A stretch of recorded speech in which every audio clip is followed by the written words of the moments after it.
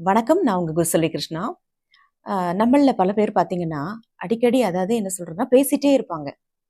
விடாம பேசிட்டே இருப்பாங்க மணிக்கணக்குல. அந்த மாதிரியும் சில நபர்கள நம்ம பார்த்துருப்போம். அதே மாதிரி மௌனமா இருக்கிறது.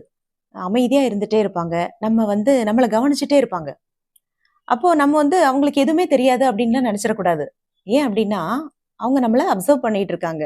நம்ம என்ன சொல்றோம்? நம்ம என்ன பேசுறோம்? அப்டிங்கிறத அவங்க கவனிச்சுட்டு இருக்காங்க அப்டிங்கிறத நம்ம கவனிக்கணும். ஸோ எந்தெந்த இடத்துலலாம் இப்ப நம்ம பேச வரக்கூடிய டாபிக் என்னன்னு உங்களுக்கு தெரிஞ்சிருக்கும். மௌனம் தான். ஸோ இந்த மௌனம் அப்படிங்கிறது அமைதி. அமைதியா இருக்கிறதுன்னு சொல்லுவாங்க இல்லையா? ஸோ எந்தெந்த இடத்துலலாம் நம்ம அமைதியா இருக்கலாம் அப்படின்னா, நமக்கு அதிகமா கோவம் வரக்கூடிய இடத்துல, இல்ல ஏதாவது ஒரு பிரச்சனைகள் குடும்பத்திலயோ, இல்ல கணவன் மனைவிக்குள்ளேயோ ஒரு பிரச்சனை வரக்கூடிய இடத்துல அமைதியா இருக்கலாம். அதாவது மௌனமா இருக்கிறது. அதே மாதிரி நம்மள யாராவது ஒரு வம்புக்கு இழுக்குறாங்க, இல்ல ஏதாவது இரிட்டேட் பண்றாங்க அப்படின்னா அமைதியா இருக்கலாம். அதுக்கப்புறம் நெறைய நமக்கு பிடிக்காத விஷயங்கள்லாம் நடக்கும் இல்லையா? ஸோ அந்த இடத்துலயும் மௌனமா இருக்கிறது நல்லது. இதே மாதிரி அத என்ன சொல்றது? பல பிரச்சனைகளுக்கு இந்த மௌனம் தான் பெரிய தீர்வா இருந்திருக்கு.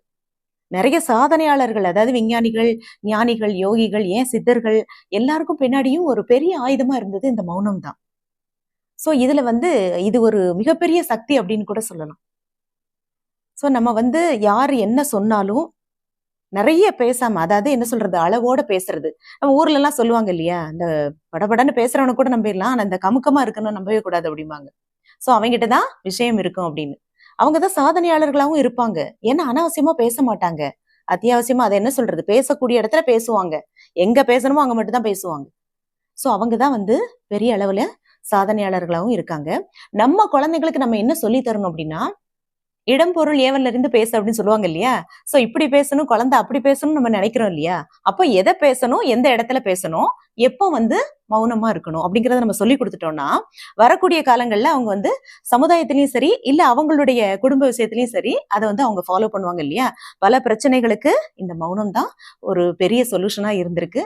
சோ இதுதான் இன்றைய முக்கியமான பதிவு. பிடிச்சிருந்தா லைக் பண்ணி, ஷேர் பண்ணி, கமெண்ட் பண்ணுங்க. இது நம்மளுடைய ஆலிசல் சேனல். நன்றி.